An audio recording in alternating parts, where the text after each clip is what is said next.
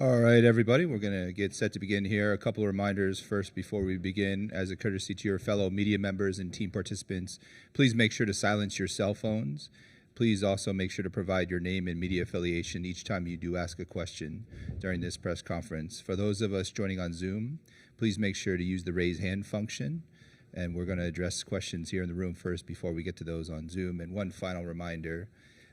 Recording the press conferences on cell phones or cameras is prohibited.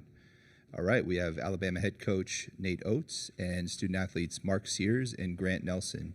We'll begin with a statement from Coach Oates, and then we'll open it up for questions first for the student athletes. Coach Oates.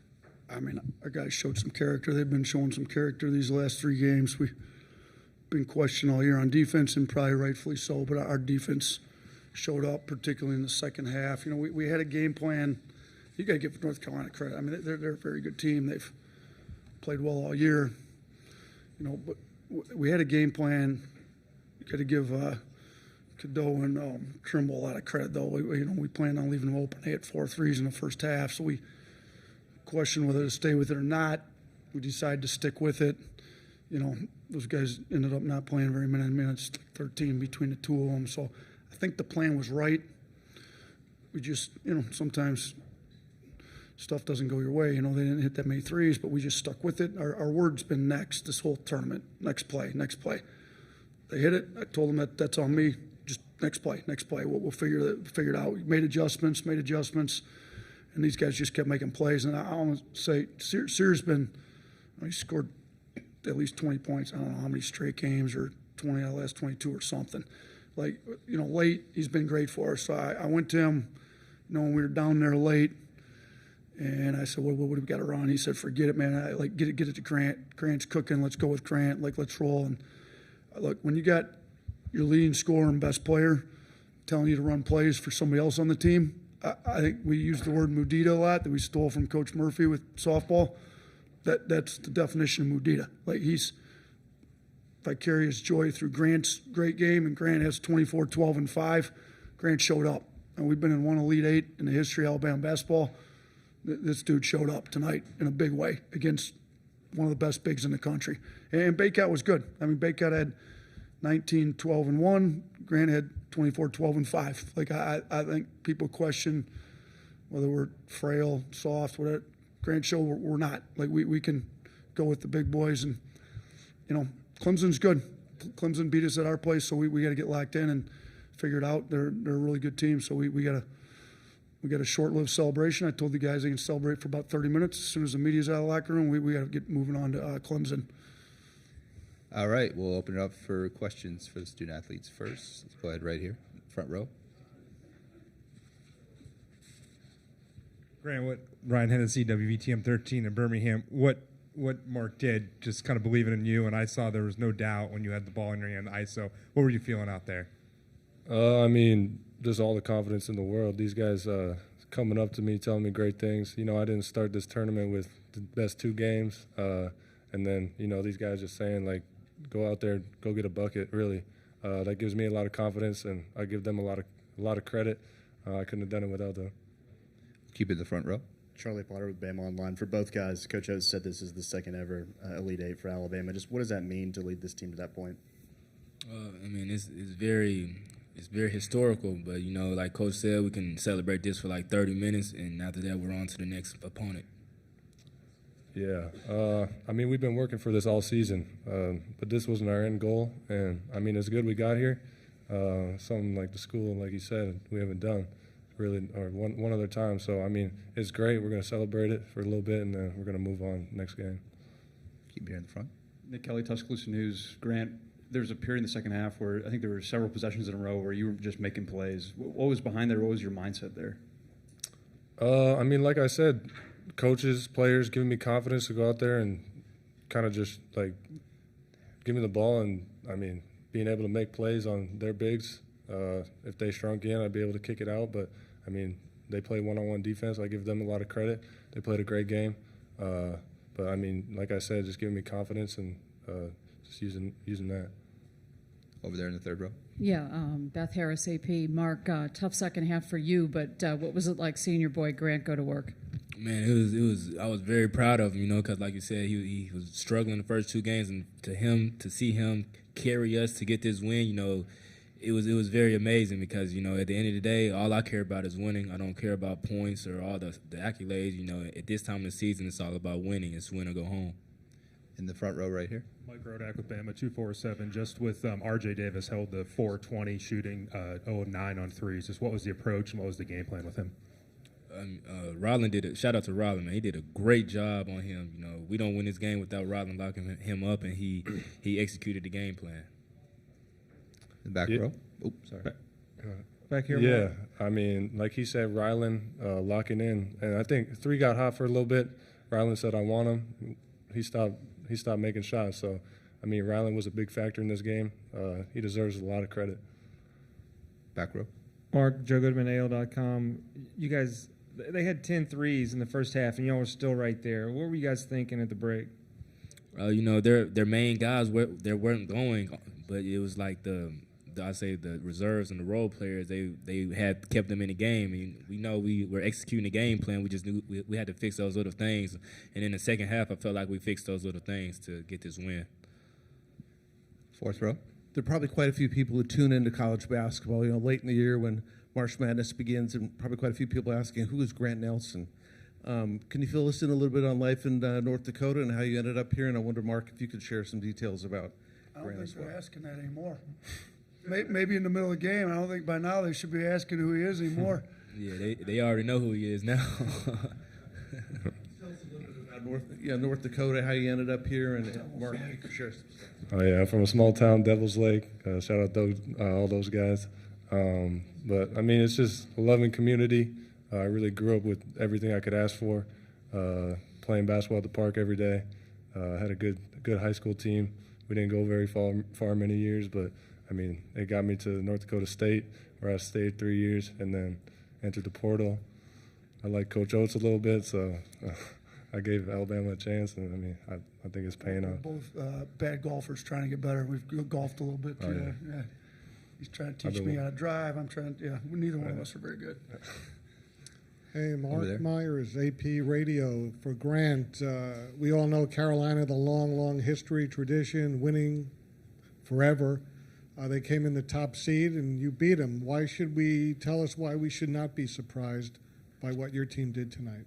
Yeah, I think us scheduling our non-conference really had a big part in this. Learning from a lot of those games we played, a lot of the losses, playing some of the best bigs in the nation, whether that was Arizona or Edie at Purdue. And, you know, just kind of being able to learn from those games and figure out a scouting report, and then coming into this one and executing it, and then just not like going away from it when they started hitting shots or stuff like that. So I think our non-conference had a big part to do with this. Any other questions for the student athletes? Go ahead in the back. Get you a mic. Mark, could you talk about Nick Pringle's toughness tonight? He was clearly labored. Wednesday, it looked like he was limping in practice, and it just kind of caught up to him, but he never stopped fighting. Oh, you know, man, we don't win this game without Nick either. You know, he was battling with Baycott, one of the best bigs in the country.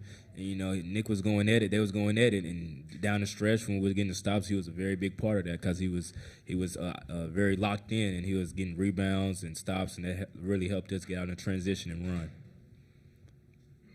Any other questions for the student athletes? All right, Mark, Grant, thank you very much. And we'll now open up for questions for Coach Oates. Go ahead right here in the front first. Nick Kelly, Tuscaloosa News. Nate, you've talked about once you got Grant, you had a big that played the way you guys want to play. Did you ever envision it could be as good as it was tonight with him in the lineup? I did. I thought he could be this good. And, you know, did I say I thought he'd be this good going into the game today? No, you know, because he'd been struggling, but I knew he's capable of it when we got him. I mean, you know, we ran the one pick and roll with him handling it. He got downhill. He scored when Baycott had the 3 fouls. You know, he's 6'11", can handle and pick and rolls. He shot the 1-3 when we took the lead. I mean, that thing was all net. He's been shooting it really well the last couple of days. Look, we had voluntary shooting 2 nights ago. Like, 3 guys went. Grant Nelson went, and he showed up. I mean, he was 10 of 11 at the free throw line before those last 2. You know, 2 of 2 from 3. Like, Grant Nelson deserves to play well. He works hard. He's been all about the right stuff all year. Even when he's struggled, he just stays with it. So I couldn't be happier for Grant. But did I expect 24, 12, and 5? No. Did I know? Would I said I'd been totally shocked? No, because I know he's capable of it. But man, he showed up tonight. Right here in the front. There was a point in January where you said these are a lot of good kids and there's a lot of good personalities on the team, but maybe they weren't competitive enough or tough enough in some of the big moments. Just how did you get from point A to point B where in these big moments they obviously were very competitive? Look, we kept challenging them.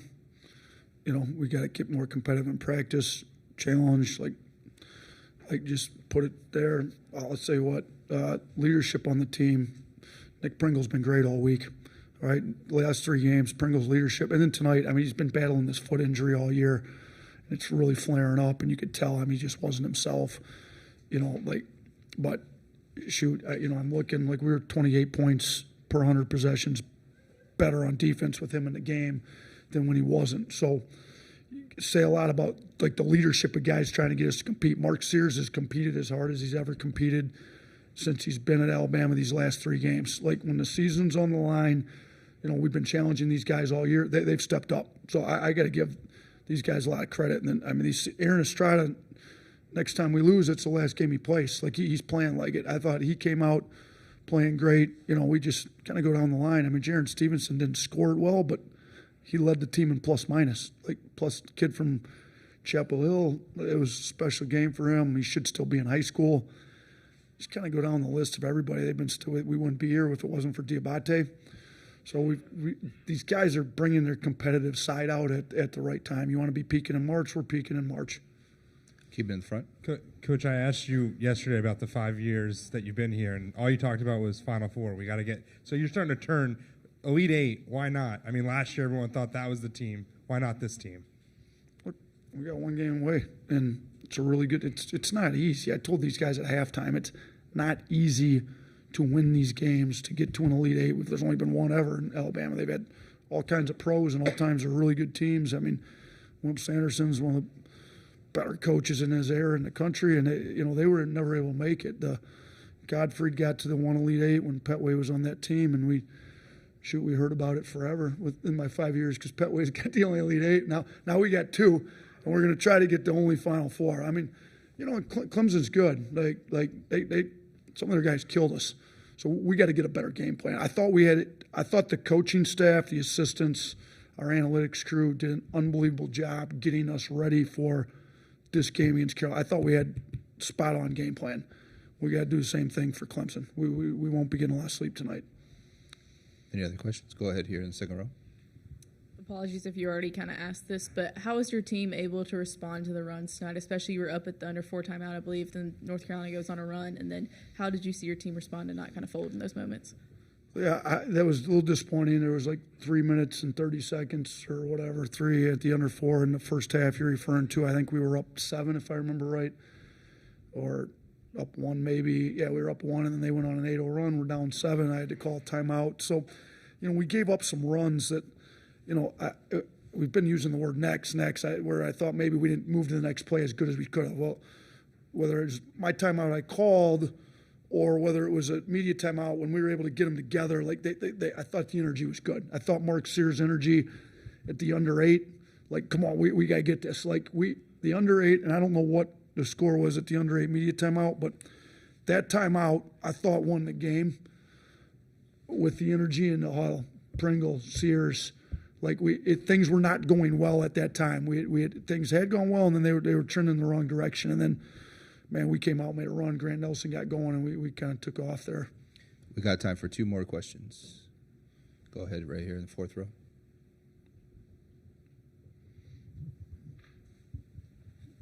I was hoping you could talk a little bit more about this team's defense and the struggles earlier in the season. Just the fact that they delivered today. I wondered what you said at halftime and how this team sort of finally peaked in that. Yeah, listen, our defense definitely had struggles through the year. Okay, there's some guys on this team that have been trying to be great defenders all year. I think Rylan Griffin's one of them. We had a scrimmage against TCU, and he wasn't very good. We challenged him. He stepped it up. He's been great. One of the best players in the country. All-American status, Player of the Year status. RJ Davis went 4 at 20 and 0 for 9 from 3, and Rylan Ryland stepped up to the challenge, and he's competitive. When Cormac Ryan hit those back-to-back to whatever the threes, he said, put me on him. Like, and he wouldn't take no for an answer. Like, you know, Preston had the scout finalized, like, Preston, just put him on Cormac. That's it, figured out. He's going to take Cormac. Like, you know, we had to deviate a little bit from the game plan because the game plan we thought was working, but, you know, Ryland's defense was great. And you look at, I mean, we really were trying to zone in and stop Baycott and Davis. Baycott ended up with 19. RJ ended up with 16, but they took 38 shots combined to get those. You know, they were a combined 12 of 38. So while they got points, they weren't very efficient. Like, you look at our guys, Grant Nelson scores 24 on 9 shots. You know, Sears has been ridiculously efficient all year. He scored 18 on 14 shots. Like, I thought our guys were able to be a little more efficient. That's why we shot 48%. They shot 39% from the field. I thought we forced them into taking tough shots, and a lot of that's guys being locked into the scouting report, like guys being competitive. Ryland Griffin took it personal. Nick Pringle, Grant Nelson took Baycott. Mo Diabate came in and guarded Baycott, giving up all kinds of size. And I thought he battled and fought pretty hard for us in there. We have time for one last question. Right over here. Last one. We kind of heard the players talk about, you know, moving on to the next game already. Just how have you been able to kind of instill that attitude of raising the bar and trying to move this on to, like you said, trying to make the first Final Four in program history? I mean, that goes with the next play, next action within the play, next game. But I did tell these guys, that's great. We made a Sweet 16. We've made 3 of them around here in the last 4 years. We've been 4 NCAA tournaments since I've been here. We've been in 3 Sweet 16s. We haven't really done anything yet. We beat 2 seeds that we were supposed to beat. We beat Charleston. No disrespect to Charleston. Pat does a great job. He's doing a great job at Louisville. But Charleston's got 1 NCAA tournament win in the history of their program. We beat Grand Canyon. They didn't have a tournament win until this year. Those programs had 2 combined NCAA tournament wins. Like, we haven't done anything yet. Like, it's great to be in the Sweet 16. Like, let's not take it for granted. There's only 2 SEC teams left in it. Like, but we haven't done a thing yet. So let's not act like we've done anything yet. Like, now, if we can beat Carolina, now we've done something. Now we're 1 win away from a Final Four, the first one in school history. So I think these guys will be locked in. You know, we won't get to any video with them tonight. The staff will get it all first thing in the morning. I mean, it's a quick turnaround, but we've been good on these turnarounds. I think I've got one of the best staffs in the country, and those guys will be locked in. They're working on it right now. They got out of here immediately, and we'll have a game plan together by breakfast time, and we'll put it in. I think our guys will be ready to go come Saturday. Thanks, Coach.